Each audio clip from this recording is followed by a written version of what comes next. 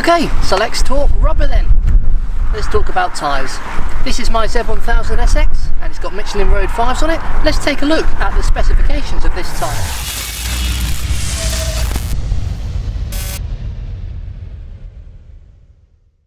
Hello ladies and gents, good morning. Today we're talking tyres. So, if you think tyres are just one of those things that you have to buy, consumable item that you don't really want to spend your money on, then I suggest you probably click off for this video, because today we're going to be talking a little bit more detail about the Michelin Road 5 tyres from Michelin.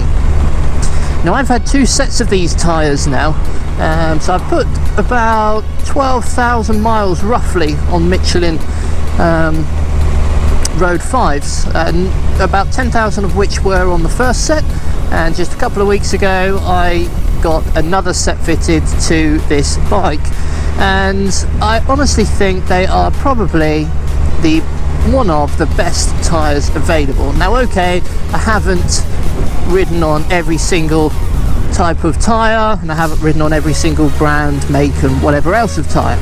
That would be pretty impossible, I think.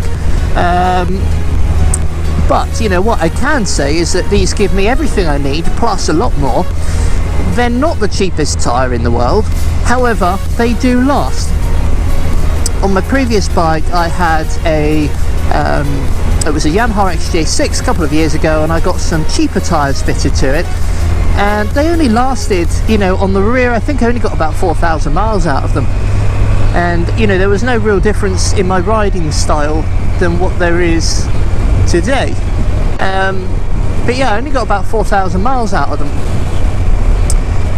and yet like I say, on the last set of Michelin Road 5s I got more than double that. They got me all around Wales and various other places, and lots of riding as well.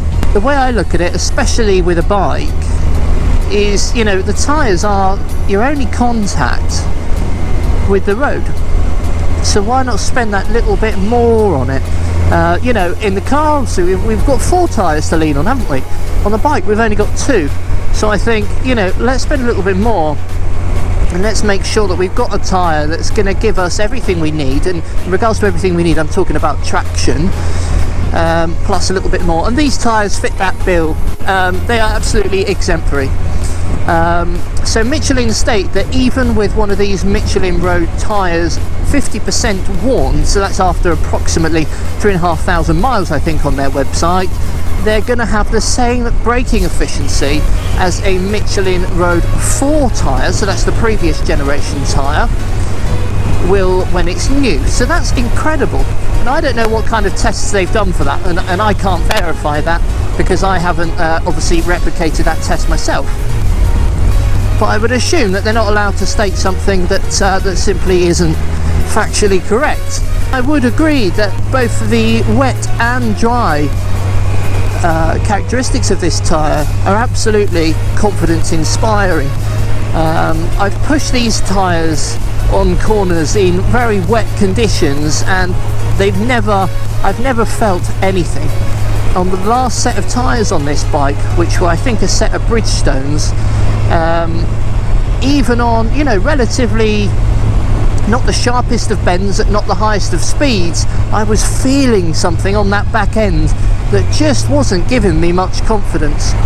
And then when I got these put on the bike, it just completely transformed the way the bike feels, and also the way that I'm prepared to ride it.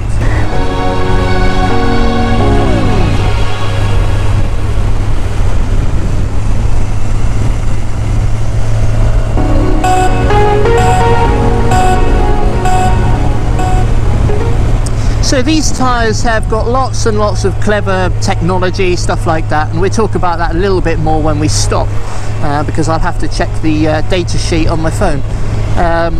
But they got lots of clever technology. One of the things I remember reading about is how the centre section of the tyre is made out of a different compound type, so a different rubber type, to the outer edges.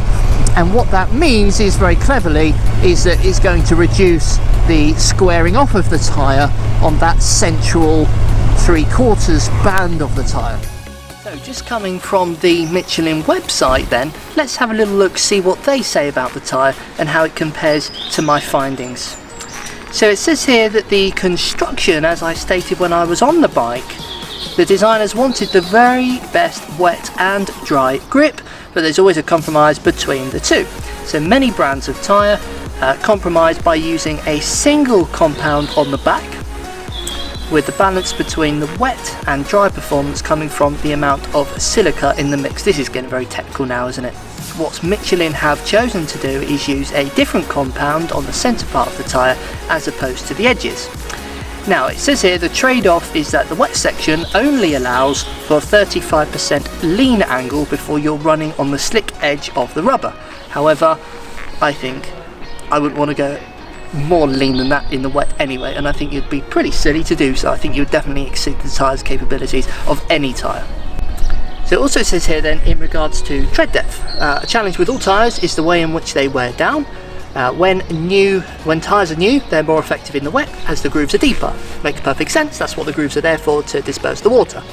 So it says here on the Road 5s, a new trough, so that's the part of the groove that channels water away from the road, opens up wider the deeper it gets, allowing the tyre to shift more water as it wears down.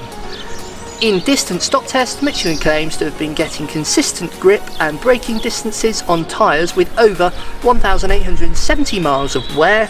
In a demonstration on the Road 5 with 1,870 miles on it, stopped 2 metres sooner from a speed of 60 miles an hour than the previous generation of tyre, the Road 4. That's pretty impressive. So in regards to pricing then, and I think that's obviously always one of the main factors to consider, isn't it, when buying something, I paid just under £300 for the set. So they're not the cheapest tyres in the world, I openly admit that. I did look into and explore the option of purchasing the tyres myself. Oops, sorry, that was an accident. Look into the option of purchasing the tyres myself.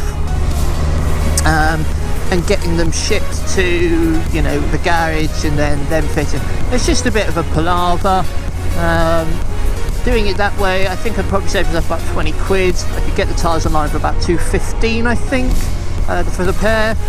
And then I was quoted about £60 to fit them. So what's that? Yeah, saving about 15-20 quid. And in the end, I just decided it's just easier just to book it online and then just rock up and get them fitted. If you buy cheap, you buy twice, and I think that is very true with tyres. I've tried budget tyres on the car, and you know, got half the mileage out of them than what you do of a premium brand.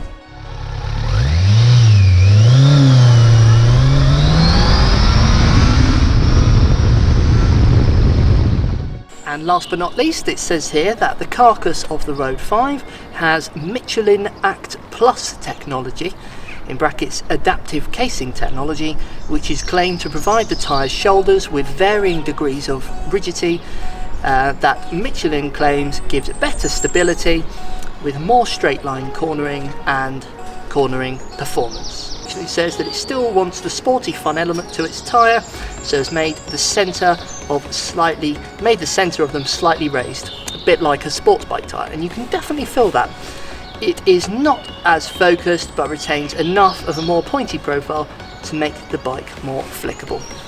Now obviously all of that comes straight from the Michelin website, so it's kind of a little bit of a sales pitch, I guess, but it's just interesting to read what their thought process was behind some aspects of the tyre and what makes these tyres better and worth so much more money than the more budget or, you know, middle of the road kind of tyres.